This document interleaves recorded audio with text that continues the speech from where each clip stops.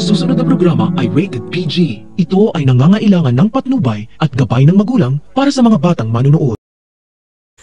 Hindi talaga makapaniwala si Madam Aurea na anak pala ng may-ari ng Mana Restaurant na si Tony Villarason ang tunay na ama ng magkapatid na inampun niya, si Ina at Nono.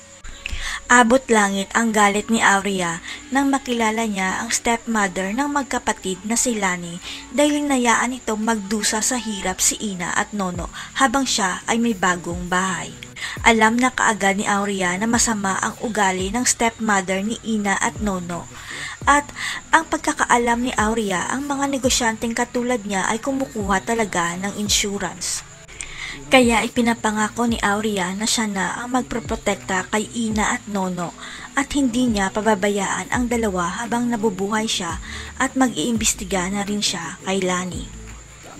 Kaya pinaimbestigahan ni Aurea si Lani at nalaman nitong nakabili pala ito ng mansyon at hindi ka panipaniwala na galing sa binentang lupa ng galing ang pera ni Lani. Kaya dito na kakausapin ni Aurea si Charlie na alamin nito kung saan talaga nanggaling ang pera ni Lani na pambili ng mansyon, kaya nagsimula na si Charlie na makipagkaibigan kay Lani.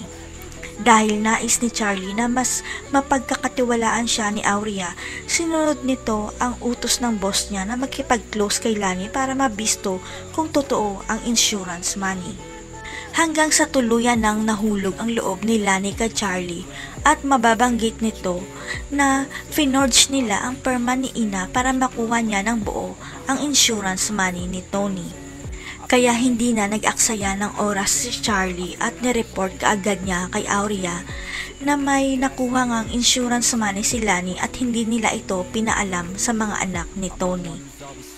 Kaya ipinapangako ni Aurea na gagawin niya ang lahat para maibigay kay Ina at Nono ang insurance money na galing sa kanilang ama dahil sila ang tunay na apo ni Aurea.